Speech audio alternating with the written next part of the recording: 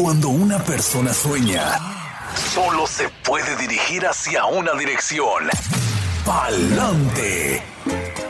Hay miles de historias, algunas de sacrificio, otras de riesgo, pero también de superación, y una de ellas podría ser la tuya. Inmigración, sueños, retos y triunfos. Bienvenidos al programa Pa'lante, mi gente, de la firma de abogados Vázquez Servi. Así es, y arrancamos con la abogada Bárbara Vázquez en esta edición, la última del 2020. Pa'lante, mi gente, el podcast por excelencia con toda la información más actualizada acerca de la ley de inmigración. Buenos días, abogada. Muy buenos días a todos, y bueno, hoy día vamos a compartir el tema de lo que nosotros llamamos o comúnmente conocemos como el FOIA. El FOIA se refiere al expediente migratorio, donde ahí podemos nosotros los abogados y también los clientes saber o conocer mucha información de a lo mejor algún trámite que la persona haya hecho en un pasado con una de las múltiples o multitudes de entidades dentro de lo que es el Departamento de Seguridad Nacional con respecto al ámbito migratorio. Y como sabemos, cuando nos sentamos a veces en familia a jugar con nuestros hijos o a lo mejor a completar lo que es un rompecabezas, si alguna vez le ha faltado alguna pieza y está llegando hasta el final, ¿verdad? Y dice, ahora no podemos completar el rompecabezas. Bueno, a veces los casos de inmigración son así, un rompecabezas. Cuando hay alguna información o algún dato que no está completo, no es posible evaluar el caso migratorio a fondo para poder aconsejar al cliente cuál sería a lo mejor la manera más factible de procesar el caso, o si a lo mejor hay alguna traba por la ley estatutaria de inmigración que ocasiona alguna dificultad en el caso, o si a veces desafortunadamente se presentan casos donde los factores que existen en el caso se nos hace imposible avanzar a hacer un trámite migratorio para el cliente, porque nunca queremos poner a nuestros clientes en algún riesgo de ser detenido por las autoridades de inmigración por algún trámite que hagamos sin primero conocer la información que existe en lo que es el expediente migratorio. Y es a través de estos pedidos de los expedientes FOIA que los abogados de inmigración nos podemos dar cuenta de cuáles son esos factores, cuáles son a lo mejor esos datos que a lo mejor el cliente no se recuerda porque a lo mejor ha sucedido que en un pasado, cuando trató de ingresar a Estados Unidos, tuvo algún contacto con la patrulla fronteriza, pero sabes que hace tanto tiempo o era tan joven que a lo mejor ya no me acuerdo exactamente qué transcurrió en ese momento. Si alguna vez a lo mejor hizo algún trámite con inmigración, pero no se acuerda exactamente qué trámite hizo, o si hubo a lo mejor una petición familiar hecha por un padre o alguien en la familia, hizo alguna petición familiar por su padre y usted era niño cuando eso sucedió. A veces tenemos que averiguar toda esa información para ver si hay alguna manera de aconsejarle a nuestro cliente que puede llegar a legalizar su estatus. El expediente migratorio podría contener lo que es la pieza clave para análisis del caso. El pedido del expediente migratorio se hace conforme a la Ley de Libertad de Inmigración y le llamamos FOIA porque esas son las siglas en inglés. Y con respecto a inmigración, hay varias entidades bajo el Departamento de Seguridad Nacional donde uno debe dirigirse para solicitar el FOIA dependiendo de los factores que existen en el caso. Si, por ejemplo, el caso transcurrió por un trámite ante el Tribunal de Inmigración, entonces la entidad gubernamental a donde se debe dirigir el pedido del FOIA es a la Oficina Ejecutiva de Examen de Casos de Inmigración bajo el Departamento de Justicia. A veces lo que encontramos es clientes que a lo mejor han tenido un proceso de FOIA anteriormente, vienen a nuestra oficina con el expediente, pero lo que pasa es que si a lo mejor tuvieron algún contacto en la frontera y después entraron e hicieron algún trámite con USCIS, entonces estaríamos hablando de que necesitamos averiguar bajo dos entidades toda la información. No es solamente pedir el expediente a USCIS, pero también a la patrulla fronteriza en un caso así. Si la persona tuvo un caso ante el Tribunal de Inmigración, entonces hay que pedir el FOIA a lo que es la Corte de Inmigración. a veces no está completo, es lo que quiero decir, ¿verdad? El pedido del expediente. Por eso, cuando tenemos una consulta con clientes, siempre le vamos a pedir información para ver si podemos averiguar los contactos que ha tenido con las diferentes entidades y eso nos da información de, ok, ahora tenemos que pedir estos expedientes a estas diferentes entidades, ya sea el Departamento de Justicia o el Departamento de Seguridad Nacional, para determinar si podemos proceder a lo que es el trámite que se quiere llevar a cabo. Y recién esta semana hubo una corte, entre esta semana o la pasada, no estoy segura, una corte federal en California, tras una demanda colectiva contra el Departamento de Seguridad Nacional, ordenó que ambas entidades de USCIS y ICE respondan a más de 40,000 pedidos de expediente dentro de los próximos 60 días. Y a veces lo que hallamos cuando pedimos un expediente a una de estas entidades es que es demorado el proceso de recibir esos expedientes. Y como podemos ver, o sea, el Departamento de Seguridad Nacional no es la primera vez que tiene una demanda colectiva impuesta en su contra por esto mismo, por las demoras que existen en procesar los pedidos de los expedientes migratorios. Y sabemos que hay a veces casos donde nos urge tener esta información y si, por ejemplo, si la persona está en un trámite con un juez de inmigración y es necesaria recibir esa información casi de inmediato, se puede pedir que el expediente sea procesado de una manera expedita. Pero no en todos los casos podemos hacer eso y por esta razón a veces se demoran en llegarnos los expedientes para nosotros poder evaluarlo y darle una contestación a nuestros clientes si podemos o no podemos o cómo podemos proceder en su caso. Y la pregunta que siempre nos hacen a través de esta programación es si es necesario tener un abogado de inmigración, hacer este trámite del pedido del FOIA, del expediente migratorio. Y la respuesta que yo siempre doy es una respuesta muy honesta y verdaderamente no es necesario poner un abogado para pedir el FOIA, pero sí, en mi opinión, es necesario tener un abogado de inmigración, alguien que a lo mejor se especialice en la materia de inmigración, para que ese abogado pueda analizar el caso, analizar el expediente y aplicar lo que es la ley estatutaria de inmigración a los factores de su caso. Esa es la clave, no es solamente pedir el FOIA, pero también saber qué información va a buscar dentro de ese pedido, dentro de lo que inmigración ha enviado de expediente migratorio. El abogado sabe qué es lo que está buscando para determinar si puede el cliente no avanzar a ese proceso legal para legalizar su estatus migratorio. Y a veces caen en manos de un notario, quien le hace el pedido del expediente y el notario a veces hace un análisis del caso y el análisis del caso es un análisis erróneo, porque los notarios sabemos que en Estados Unidos no son abogados y al no conocer de las leyes migratorias pueden y muchas veces causan daños irreparables a un caso de inmigración. Por esta razón, si usted ya tiene en sus manos su FOIA, pero en realidad está mirando las hojas como si han llegado del espacio, porque a veces hasta en código vienen algunas cosas dentro de esos expedientes. Entonces yo creo que vale la pena por lo menos tener una consulta con un abogado de inmigración para ver si ese abogado le puede dar alguna respuesta.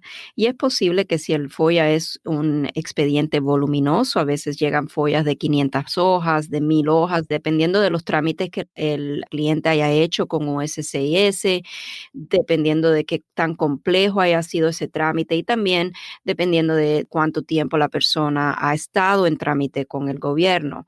Por ejemplo, yo tengo un caso que está pendiente ante el Tribunal de Inmigración que yo creo que estamos aproximando más de 2,500 hojas. Si yo voy a pedirles ese expediente, yo sé que voy a recibir un expediente bien voluminoso y obviamente hay que, como abogados, cobrar por el tiempo y de analizar el expediente y de darle al cliente una respuesta después del análisis del caso. Muy importante este tema de los FOIAs. Yo creo que una persona que haya tenido un historial migratorio, haya sido detenido en la frontera, yo creo que vale la pena siempre explorar los factores de ese caso a través de un FOIA, porque de todas maneras esa información es información que inmigración va a querer en los datos de una solicitud. Ahora, abogada, importantísimo lo que acaba de mencionar, porque todo el mundo dice, bueno, saco mi FOIA o lo pido yo, me lo pide un notario, una persona bilingüe, pero, por ejemplo, uno puede ir a cualquier clínica donde te hacen una radiografía, pero ahora, o un ultrasonido, pero el que sabe interpretar lo que está ahí es una persona totalmente distinta a la que te estaba haciendo el procedimiento como tal. O sea, no es lo mismo nada más pedir un FOIA a lo que es interpretarlo, ¿correcto? Exactamente, y más allá, esa persona que le está tomando la radiografía no debe, por las éticas de la profesión, no debe darle el diagnóstico porque no es la persona que tiene la licenciatura, ¿verdad?, para poder dar ese diagnóstico. Al igual que un notario no es un abogado, y si el notario está proveyéndole a una persona un consejo legal, ahí está cometiendo una falta de ética y también puede hallarse, como hemos visto en las noticias, en un problema grave si causa daños irreparables al trámite que esa persona vaya a llevar a cabo o esté llevando a cabo con el gobierno. Claro, importantísimo saberlo. Ahora, abogada, antes de entrar y digamos a lo que son ya las preguntas que ya están llegando por texto, también recordándole a la gente que pueden participar en vivo en esta ocasión al 770-686-3424. A lo mejor es demasiado amplio lo que le voy a preguntar, pero de manera básica, porque escuchamos y a través de los años ha ido cambiando la forma en que la gente se refiere a inmigración, porque uno dice, me agarró inmigración en la frontera. Pues inmigración es tan amplio, pero dicen, me agarró la migra, pero la diferencia entre, por ejemplo, CBP, Customs and Border Patrol, CBP es una, ICE es otra, INS, yo me acuerdo cuando se decía INS, ahora USCIS, o sea, tantas abreviaciones. ¿Son distintos? ¿Ya no existen? ¿Han ido cambiando o se han ido fusionando algunos departamentos? Porque no es lo mismo que digan, me agarró ICE, me agarró CBP, me agarró USCIS, me agarró INS. ¿Cómo interpreta eso cuando un cliente le dice, oiga, todas estas diferentes abreviaciones, qué significan? Exacto, o sea, va a depender mucho de los factores que nos presenta un cliente. Un cliente que llega a nuestra oficina y nos dice, me detuvieron en la frontera, ¿ok? Ujú. Cuando traté de cruzar, me tomaron huellas, me tomaron fotos, estuve detenida una semana o 24 horas.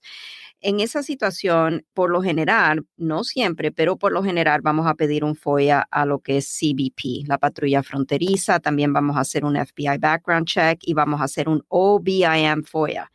El OBIM FOIA es, por ejemplo, cada vez que la persona va a que le tomen las huellas dactilares por un proceso migratorio, una solicitud que haya entregado, cuando un abogado pide ese FOIA en particular, ahí va a salir capturas por la patrulla fronteriza, va a decir DHS Apprehend, Departamento de Seguridad Nacional, que detenciones por el Departamento de Seguridad Nacional, a veces aparece la foto de la persona cuando le tomaron foto, los datos de dónde trató de cruzar, cómo trató de cruzar, y vienen otros datos específicos, a veces más detallado, por ejemplo, si la persona a lo mejor fue detenida tratando de entrar con documentos de otra persona, vienen detalles dentro de ese pedido, al igual que lo que es el CBP FOIA de la patrulla fronteriza. El FBI FOIA siempre nos gusta hacer en combinación con cualquier otro FOIA que vayamos a hacer, porque a veces, especialmente si el caso es bien antiguo, a veces a lo mejor no está necesariamente en lo que es la base de datos de inmigración, esa captura, pero sí aparece que la persona fue capturada en tal frontera y en tal fecha en el FBI background check.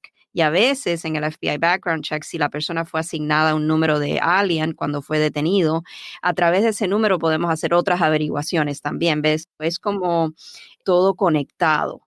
Pero sí, exactamente. O sea, CBP es la patrulla fronteriza. ICE ya es aquí dentro de Estados Unidos. Vamos a decir una persona que a lo mejor haya tenido algún problema con la ley. En algún momento lo hayan detenido y lo hayan pasado a custodia del condado y durante el tiempo que estuvo dentro de la custodia del condado, a lo mejor vino ICE y lo puso en algún trámite de supervisión o lo pasó con EOIR, que es la Corte de Inmigración, Ahí estaríamos pidiendo el expediente de ICE, el expediente de la Corte de Inmigración. Como pueden ver, dependiendo de los factores que vayamos explorando y vayan saliendo a la luz durante una consulta con el cliente, vamos entonces ya a tener en mente que es necesario pedir tal y tal pedidos de los expedientes. Oh, my goodness. Hay que tomar muy en cuenta que, como dice usted, no siempre el reporte es completo. La gente piensa que eso es como una sombrilla que abarca todo. Hay diferentes reportes, incluso ya me están preguntando, ¿y eso también concuerda con la FBI o qué onda? O sea, digo, le hago esa pregunta porque es relevante al tema, no es la primera en fila, pero sí dicen, ¿eso concuerda con la FBI o qué onda? O sea, eso ya es totalmente distinto. Right. La FBI casi siempre cuando vamos a hacer nosotros, por lo menos en la oficina, lo que son los pedidos de los expedientes a inmigración, también vamos a incluir un pedido a la FBI.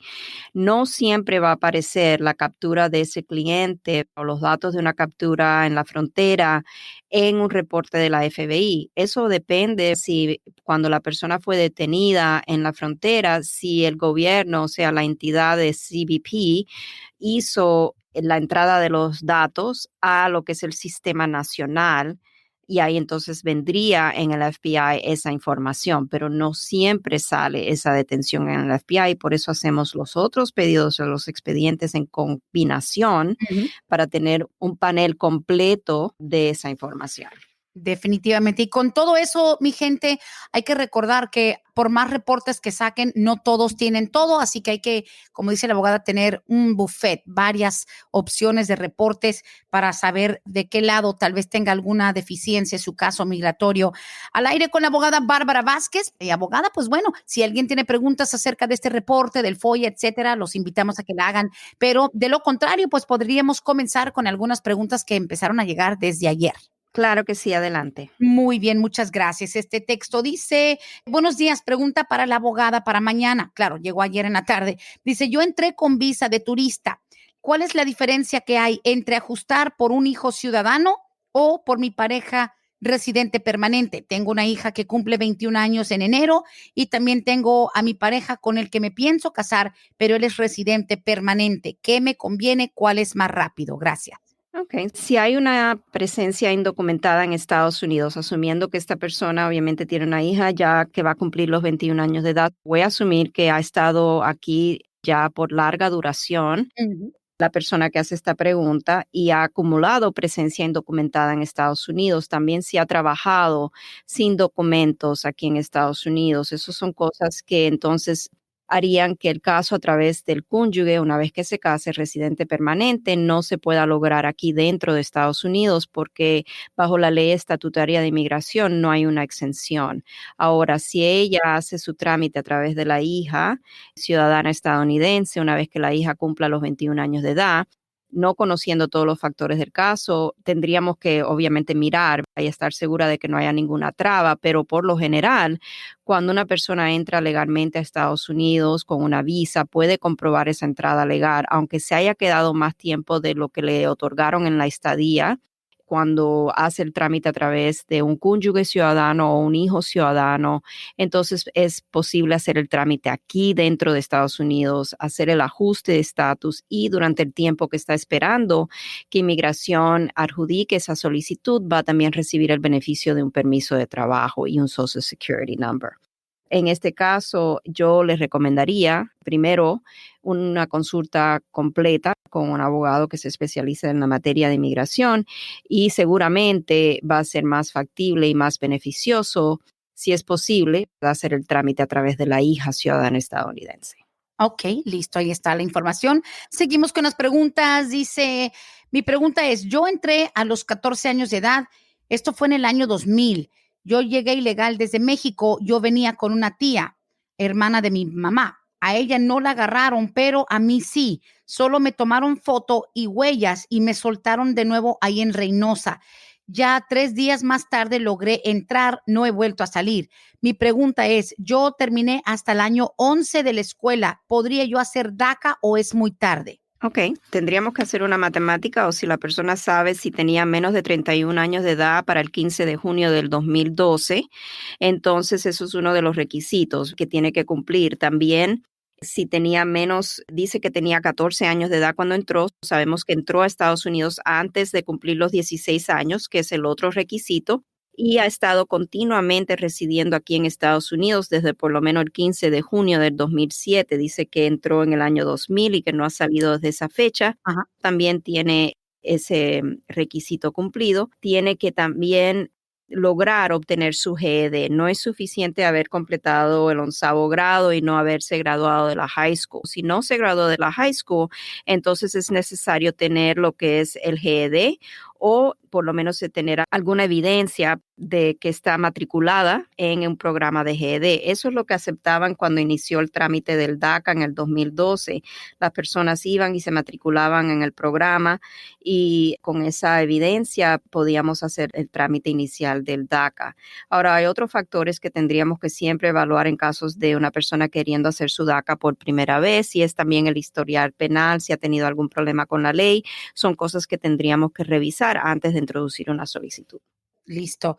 Seguimos aquí. Dice, mi mamá nos trajo de Guatemala, entramos los tres y ella pidió, parece que asilo político, nos incluyó en la aplicación. Algo así me dijo mi mamá a mi hermanito y yo. Yo hoy tengo 22 años y mi hermanito tiene 16.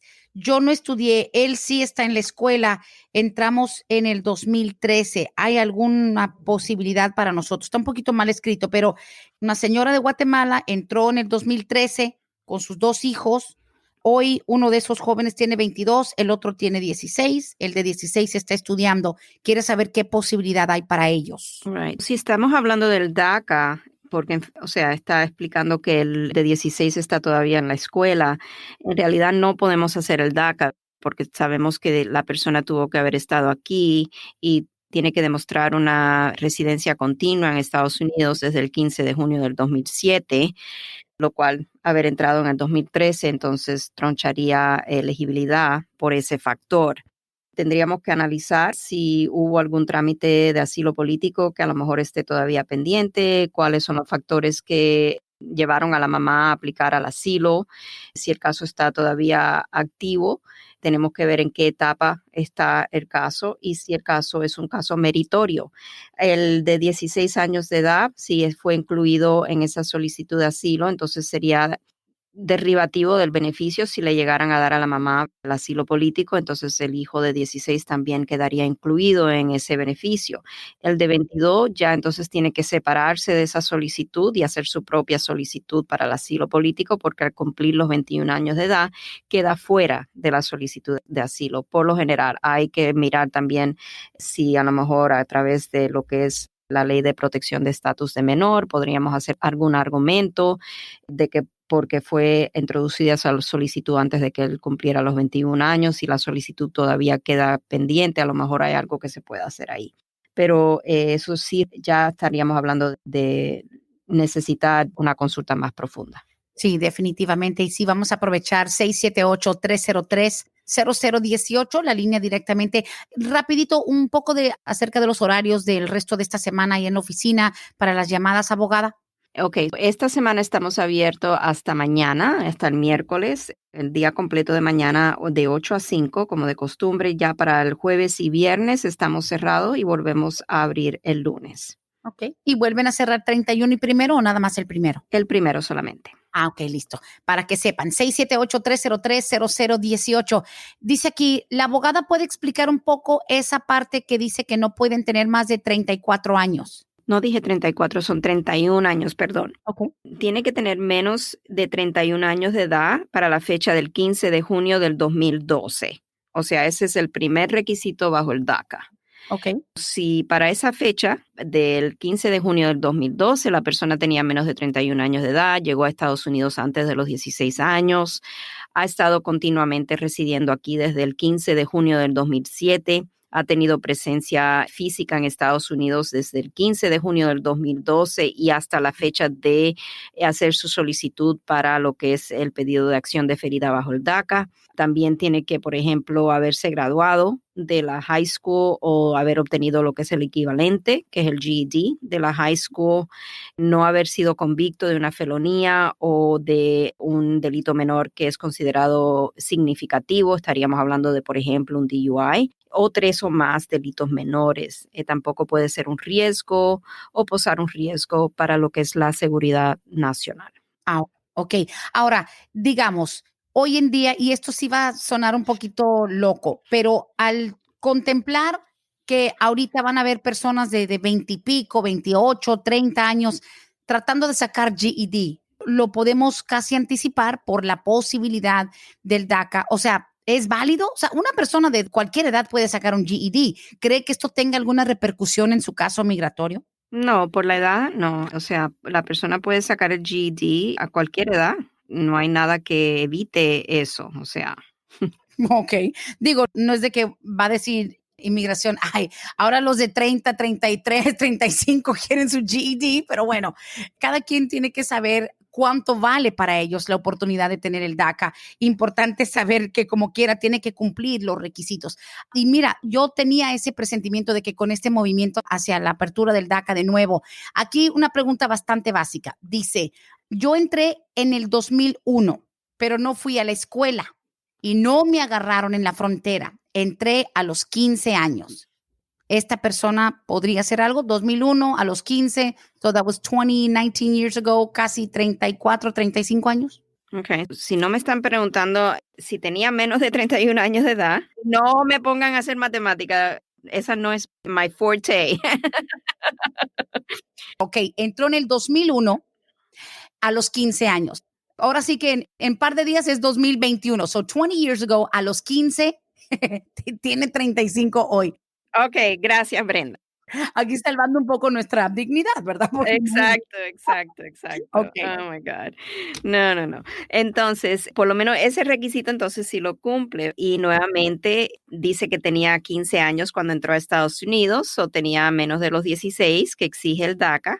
Ha estado aquí desde el 2001. Si ha estado continuamente residiendo aquí en Estados Unidos desde por lo menos el 15 de junio del 2007. Dice que entró en el 2001. Tendríamos que estar seguro de que no ha tenido ausencias de Estados Unidos que pueden romper lo que es esa residencia o estadía continua aquí en Estados Unidos desde esa fecha. Ujú. Estar aquí físicamente para el 15 de junio del 2012. Nuevamente tenemos que saber si alguna vez ha salido de Estados Unidos.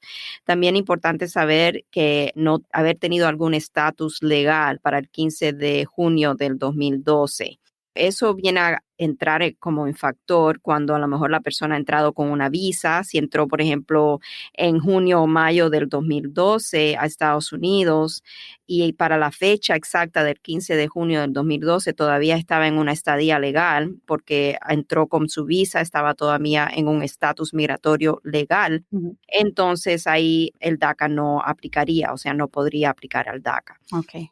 Ve como hay tantos diferentes factores, no es solamente entré a los 15 y entré en el 2001. Ya. O sea, hay otras cosas que hay que ir averiguando y por eso siempre vamos a decirle al cliente o al posible cliente que hace esta pregunta que esta información es muy general, la que se le puede proveer a través de este medio y no va a sustituir una consulta formal. Nunca, jamás es cierto, porque así nos llegan otras preguntas. Dice aquí, querían preguntar si mi hija puede pedir el DACA. Ahora, esta familia un poco distinto. Dice, estamos en el proceso de la visa U desde noviembre del 2016. O sea, la mamá y su hija están en visa U desde hace 4 años, noviembre del 2016. ¿Me espero o saco su permiso de la visa U? ¿Qué me recomienda? Dice, hoy en día su hija tiene 16 años de edad y llegó a los 8 meses. So, tiene prácticamente 15 años aquí, entró de brazos la niña, está estudiando, me imagino, ella sería buena candidata. Sí, o sea, el hecho de que tenga un estatus U pendiente con inmigración no quiere decir que no va a ser elegible, al contrario, Mm. si es elegible al DACA y aparenta así por encimita, así poder aplicar al DACA, Ujú. le vamos a aconsejar, aplique al DACA porque el estatus U es bien demorado. Los beneficios que van a haber para el estatus U pueden demorar, o sea, en llegar a un permiso de trabajo 4 o 5 años. Si la joven es elegible al DACA, entonces se le va a recomendar aplique el DACA porque va a poder tener lo que es su permiso de trabajo si le conceden el DACA y también puede sacar su licencia de conducir, su Social Security, o sea, se le abren muchas puertas. Claro, claro que sí. Bueno, aquí hay una pregunta, dice Brendita, yo sé que tal vez han preguntado esto en el pasado, mi hijo tiene el DACA, ahora que hay la posibilidad de que viajen con la salida y la entrada legal, ¿es obligatorio que tienen que viajar al país de uno? No quisiera que mi hijo viaje a Honduras, pero sí me gustaría que aprovechara esto del permiso de viaje. Podría ir a México. ¿Qué les van a pedir? Y sí, lo hemos hablado en el pasado cuando todavía era una opción, abogada Bárbara. Sí, y en estos casos para el DACA, más aún, si el joven, por ejemplo, tiene algún programa educativo, ¿verdad? De intercambio, a lo mejor, y la escuela le está ofreciendo que él sea una de las personas que pueda ir a este programa educativo de intercambio. Entonces, esa sería una base para que pueda pedir el joven lo que es el permiso avanzado para viajar. Sabemos que para pedir el advanced parole bajo el programa de DACA, no es simplemente decir quiero viajar, denme un permiso de trabajo. O sea, No. la persona tiene que justificar las razones por las cuales quiere viajar. Y en estos casos, usualmente el gobierno va a exigir esas evidencias de ya sea por razones educativas o por alguna razón humanitaria, alguien que esté enfermo en la familia, que el joven quiera ir a visitar, por ejemplo, y van a pedir constancias de esas evidencias para que pueda el gobierno justificar, otorgar ese permiso de viaje. Ok. Hay que tomar las precauciones para no hacer una solicitud que de pronto por alguna información errónea o fraudulenta, abogada, te pueden rechazar todo. Ahora, si te los pueden negar, obviamente nunca hemos preguntado si hace uno la solicitud. Las posibilidades de que te lo nieguen existen, ¿verdad? Oh, sí, cuando uno entrega una solicitud a inmigración, Ujú. nada es 100%. El gobierno tiene mucha discreción de evaluar los factores del caso. Si la persona ha tenido antecedentes penales en el país, eso va a ir hacia el factor de discreción.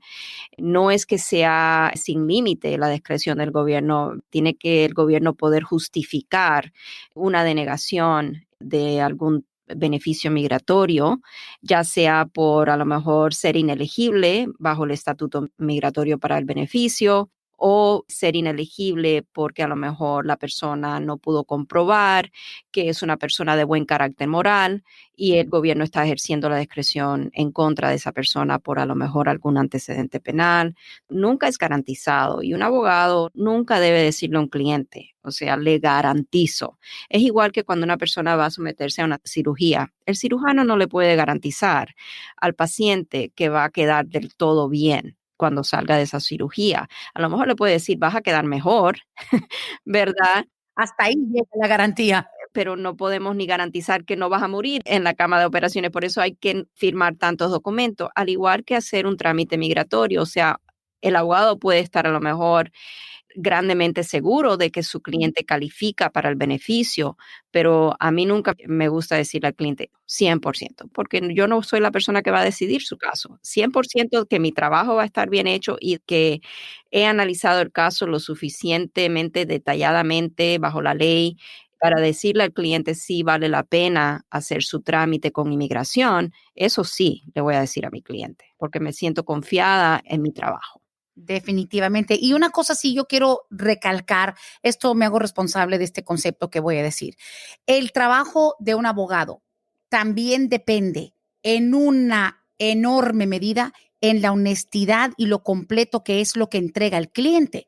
Abogado, ustedes dependen de todo lo que entrega su cliente, de las contestaciones a las preguntas, de lo que es un paquete y de lo que es la transparencia, porque hasta el mejor abogado del mundo se va a topar con un obstáculo si el cliente ha estado omitiendo información o mintiendo. O sea, ustedes, you're only as good as the honesty of your client. O sea, su trabajo, su desempeño solo puede alcanzar, tener el mismo éxito que lo que es la honestidad de sus clientes y ser transparentes. Exacto, y no queremos ni que nosotros suframos con lo que es una mala experiencia, una sorpresa al último momento y tal vez algo que podría haber sido trabajado de una manera diferente para que aunque exista ese obstáculo en el caso, el abogado sí está consciente que existe el obstáculo y la ley permite a lo mejor pedir un perdón por ese factor negativo en el caso, que se trabaje ese caso desde un principio correctamente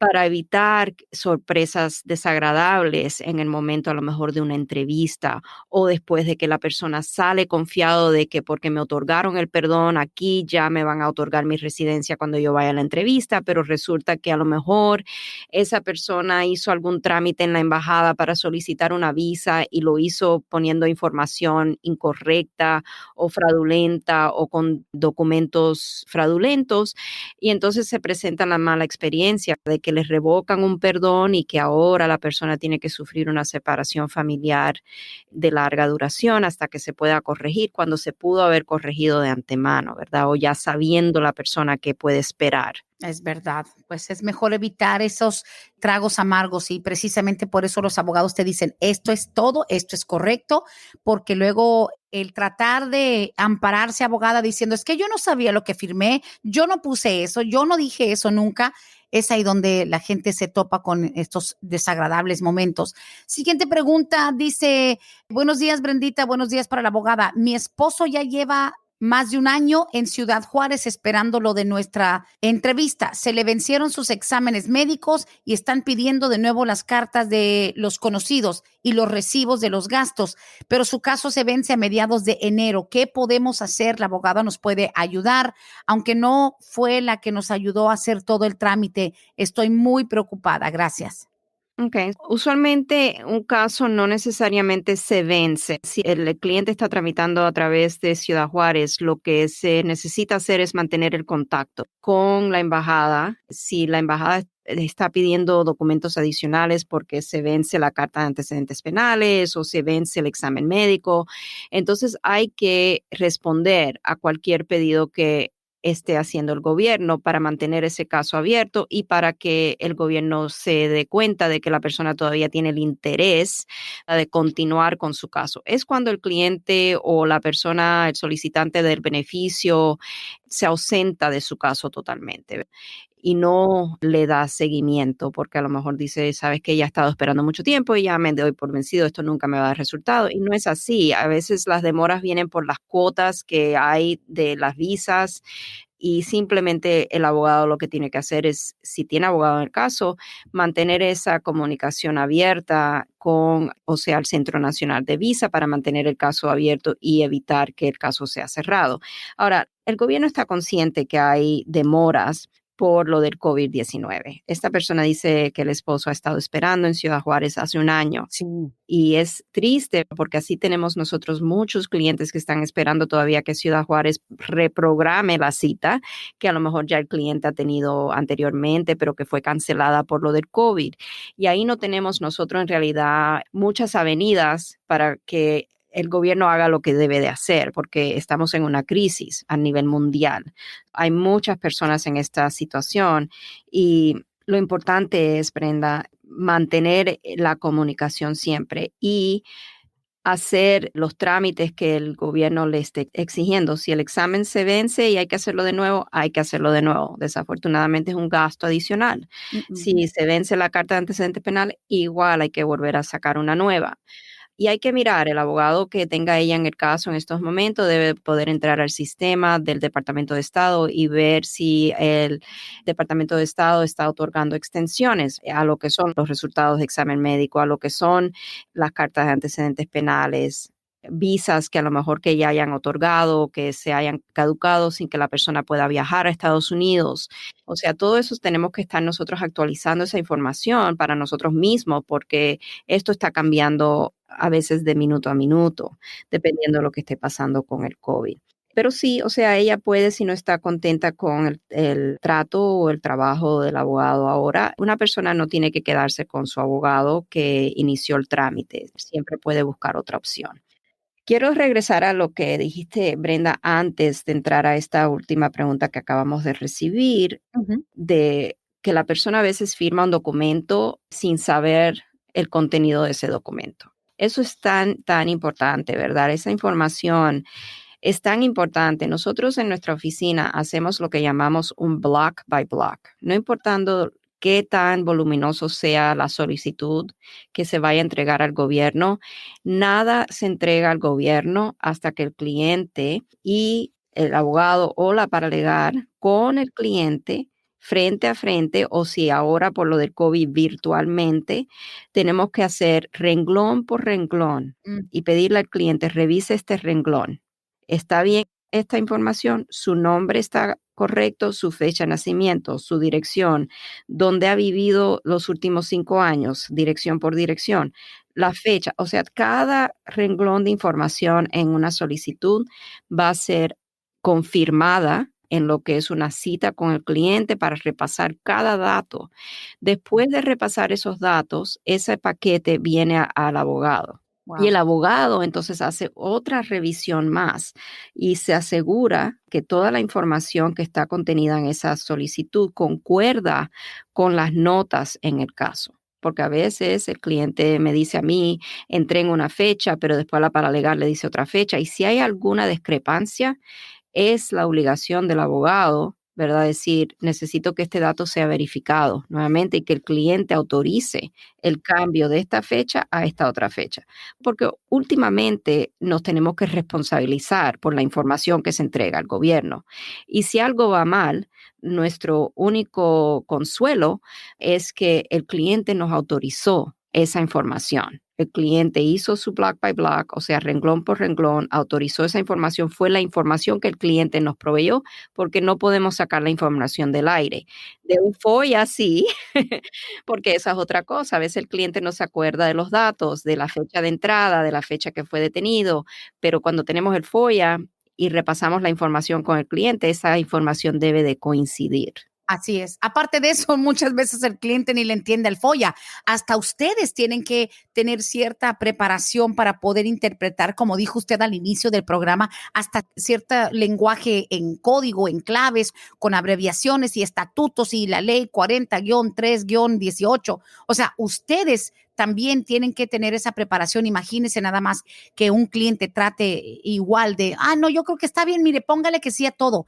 Y sí me resulta súper importante que sean tan minuciosos, tan meticulosos a la hora hasta de llenar una forma que para otros dicen, sí, ponle que sí a todo. Igual cuando vas a hacerte un chequeo, ¿tienes alergia a esto? No, le ponen no a todo, sin saber lo que están contestando. Exacto, y es tan importante, Brenda. ¿Cuántas veces no hemos hablado en este programa, verdad, de solicitudes de asilo político donde la persona ni sabía que el abogado, la solicitud que estaba llenando era una solicitud de asilo, que los datos en esa solicitud de que fue perseguido, que fue parte del ejército, que parte de la guerrilla, son todos inventados?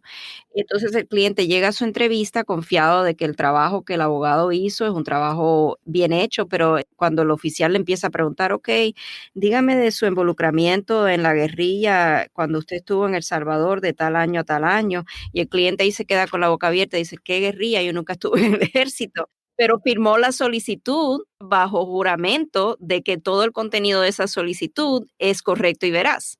So hay que tener cuidado, hay que saber lo que uno está firmando. Ay, no, qué barbaridad. Pues esto es importante. Estamos aprendiendo cada semana con este espacio. Vamos a seguir con la pregunta. Dice, buenos días, yo entré en el 97 de México de manera ilegal. En el 2009 tuve una salida voluntaria, un proceso por un arresto por un DUI. Sí me fui, pero volví en menos de 6 meses. No me agarraron. Desde entonces, dice, ahora mi esposa ya tiene su residencia por medio de su hermano ciudadano. Ella ya me puede pedir a mí, gracias. Ok, perfecto. Entonces estamos hablando de un señor, ¿verdad? Que hace esta pregunta, dice que entró en el año 97, entró de manera indocumentada, es de México. Del 97 al 2009 estuvo aquí, pero en el 2009 tuvo un inconveniente y salió con una orden de salida voluntaria y después regresó al poco tiempo, pero no fue detenido en la frontera cuando regresó. El problema con el caso es el siguiente, Brenda. La esposa es residente y sí, la esposa puede hacer una petición familiar por él.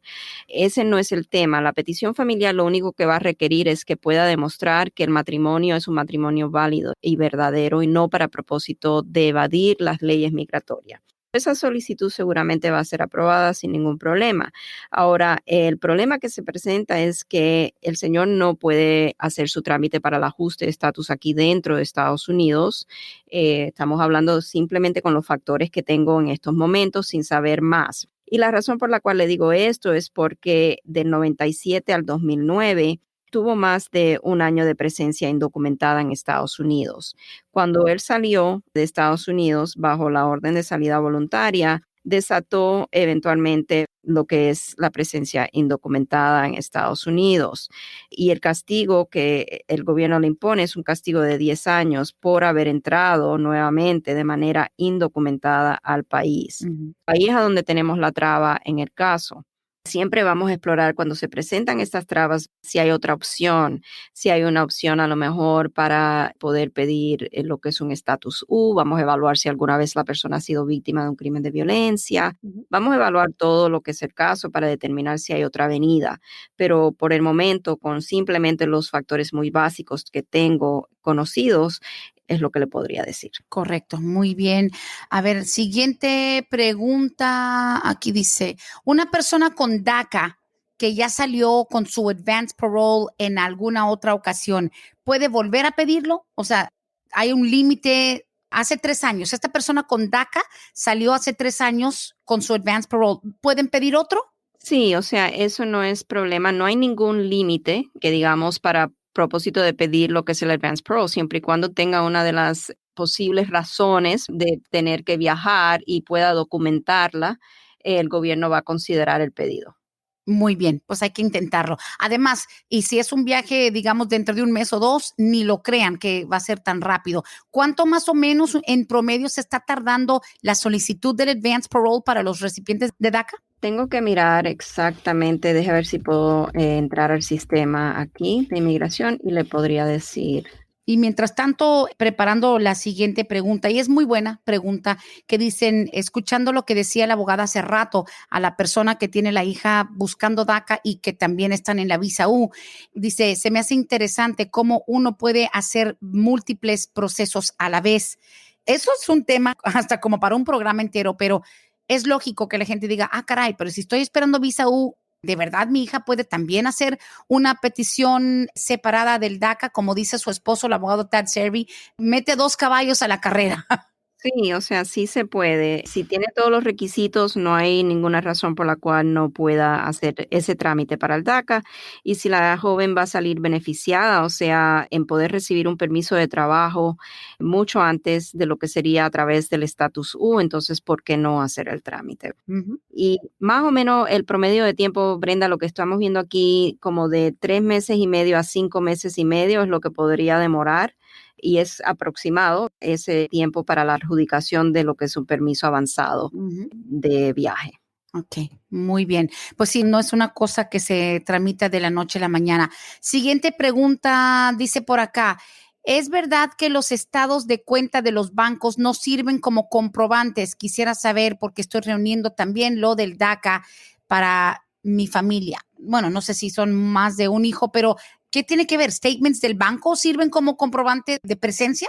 Sí, o sea, nosotros frecuentemente, si por ejemplo, la cuenta tiene que estar obviamente a nombre de la persona, del solicitante del beneficio, sí, deben de ser considerados como evidencias, algo que pedimos como evidencias para propósito de documentar la presencia de la persona aquí en Estados Unidos, obviamente demostrando que hay transacciones hechas por esa persona, si por ejemplo podemos colaborar los estados de cuenta con a lo mejor la tarjeta de débito, si la persona frecuentemente saca dinero del cajero automático con una tarjeta de débito y eso aparece en el estado de cuenta, entonces vamos a también someter una copia para demostrar, que esta persona está enseñando esta evidencia para comprobar este requisito bajo el DACA. Listo. Continuamos con las preguntas para despedir el show. Dice, yo tengo que salir a Ciudad Juárez, pero mi esposo quiere ir conmigo.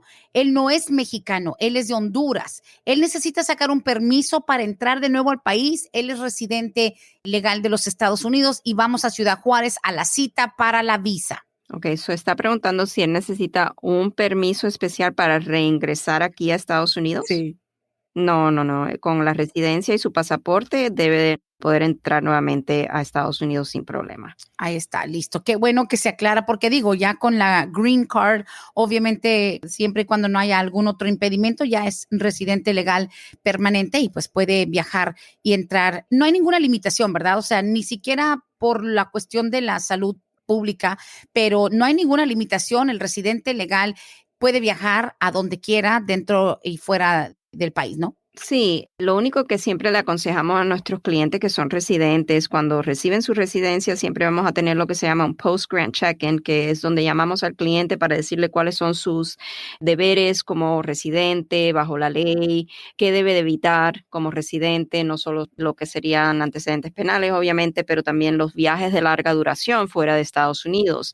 Eso es algo que puede poner en perjuicio la residencia. Por ejemplo, cuando un residente viaja fuera de Estados Unidos por más de 6 meses. A veces ahí cuando regresa, el oficial en el aeropuerto o en la frontera puede hacerle preguntas de por qué de tan larga duración el viaje. Si viaja por más de un año, entonces hasta puede ser considerado abandonada la residencia. Es muy importante si la persona piensa que va a viajar por larga duración fuera de Estados Unidos, a lo mejor por cuestiones de trabajo. Sí. Entonces, en esos casos hay que sacar lo que es un re-entry permit, que protege al cliente de no abandonar la residencia por un periodo de 2 años, que es usualmente el periodo por el cual el gobierno le va a otorgar ese permiso especial.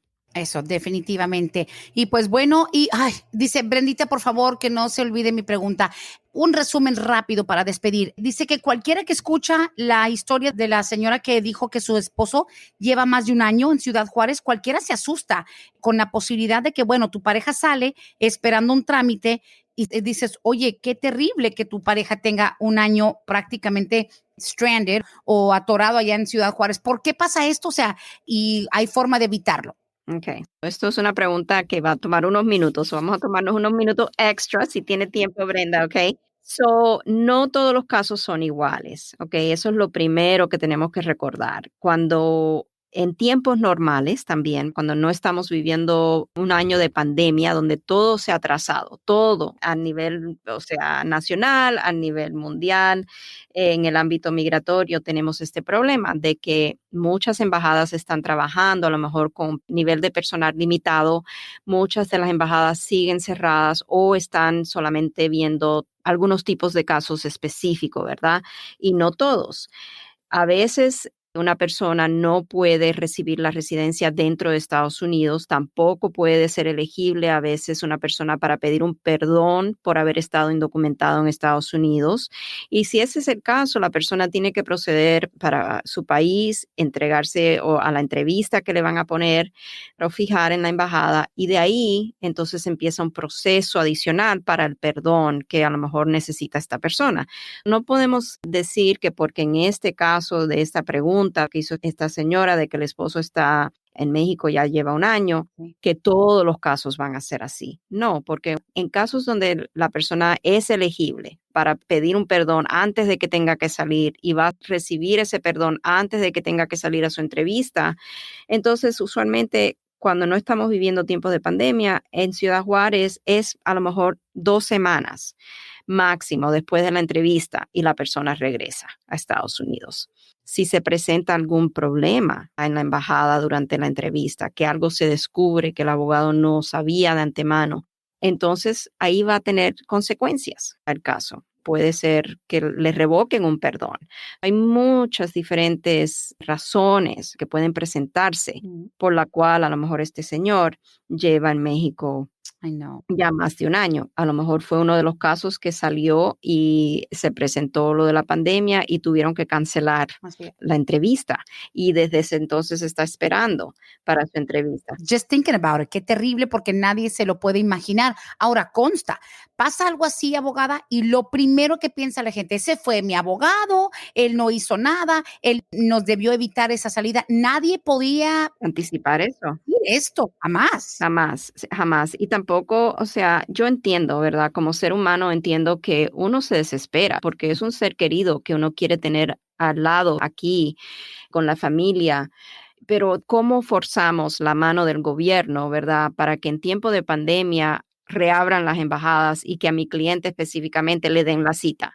eso es, o sea, ¿cómo lo hacemos? Tenemos las manos atadas. En casos de emergencia, donde se presente una emergencia verdadera, sí hacemos todo lo posible y por las avenidas que podamos hacerla, de pedir a lo mejor una entrevista porque se ha presentado esta emergencia, pero aún así, Brenda, pidiendo esa entrevista, el gobierno puede decir, esto no se merita una entrevista de emergencia y puede negar el pedido. Oh, wow. No es siempre en nuestras manos que está cuándo la persona va a recibir la entrevista o si le van a cancelar algo o si le van a revocar un perdón.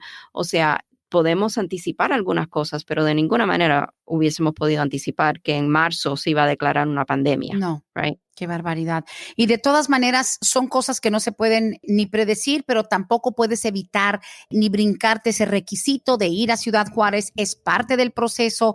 A veces se puede confiar en que no, vas a ir un par de semanas, a veces no, abogada. Simplemente no hay forma de brincarse el requisito porque es totalmente esperado, normal y pues nada, es un requisito inevitable. Pero en todo caso, lo que sí puedes controlar y lo que sí puedes tú prácticamente garantizar es el buen manejo de tu caso. ¿Cómo? Eligiendo una firma como Vázquez y Servi, 678-303-0018, desde cualquier parte del mundo, 678-303-0018. Algunas tarifas de pronto de llamada internacional podrían aplicar, pero por lo general, abogada Bárbara, teniendo Wi-Fi, teniendo algún dispositivo, no hay nadie en este planeta que no pueda tener contacto con su oficina.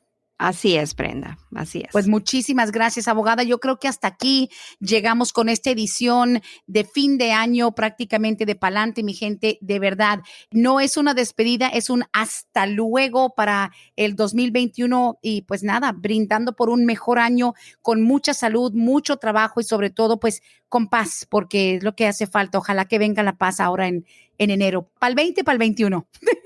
Exacto, exacto. Sí, no, tenemos que tener fe, ¿verdad? Que las cosas solamente pueden mejorar y ya estamos viendo que hay una luz al final del túnel. A lo mejor con la vacuna que se está ya administrando, vamos a ver algo mejor para el 2021. Pero hasta entonces le deseo a todos, de todo corazón, unas felices Navidades y que tengan un próspero año nuevo. Y como siempre vamos a seguir haciendo nuestro trabajo aquí de informar a la comunidad de todo lo que sucede en el ámbito migratorio. Muchas gracias, Brenda. Gracias a usted. Feliz Navidad para usted, para el equipo de Vázquez y Servi, sobre todo para su familia. Le agradezco todo el apoyo y estamos aquí para seguir pa'lante con nuestra gente. Así es, igualmente, Brenda. Felicidades. Hasta aquí hemos llegado hoy, pero siempre vamos pa'lante, mi gente, con Vázquez and Servi. Hasta la próxima.